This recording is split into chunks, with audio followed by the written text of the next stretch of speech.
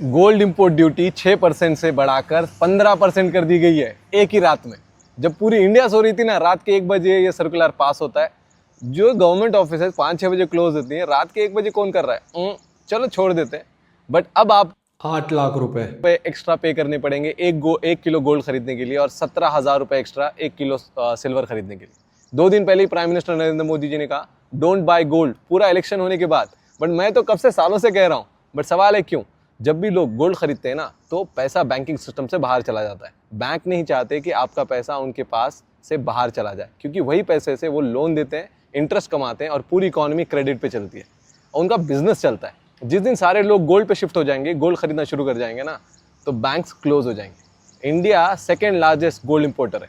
हर बार जब आप गोल्ड खरीदते हैं तो डॉलर देश के बाहर चला जाता है, रुपया कमज़ोर हो जाता है और ट्रेड डिफिसिट बढ़ता है और आरबीआई की नींद उड़ जाती है और गोल्ड का ट्रांजैक्शन ट्रैक करना बहुत मुश्किल हो जाता है, क्योंकि कैश फॉर डील्स जो बुक्स पे होती है ना इंडिया में बहुत ज़्यादा होती है। ब्लैक में गोल्ड खरीदा जाता है तो गवर्नमेंट को जीएसटी नहीं मिलता, इनकम टैक्स नहीं मिलता और कैपिटल गेन टैक्स की विजिबिलिटी ज़ीरो हो जाती है।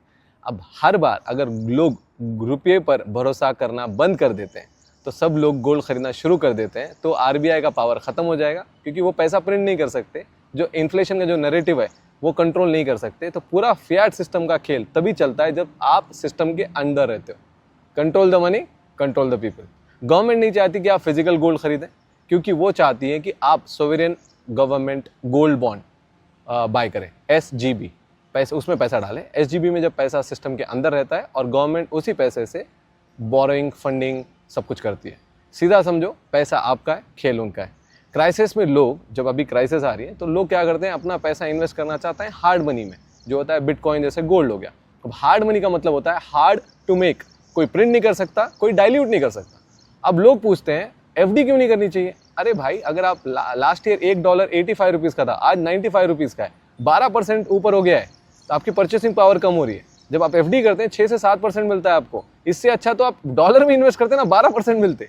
लेकिन अब गोल्ड सेफ नहीं है। क्यों? क्योंकि एक ही रात में उसकी इंपोर्ट ड्यूटी बढ़ाई जाती है, इंपोर्ट रिस्ट्रिक्ट भी करा जाता है, ज्वेलर्स पे प्रेशर डाला जाता है और फिजिकल गोल्ड गवर्नमेंट कभी भी सीज कर सकती है।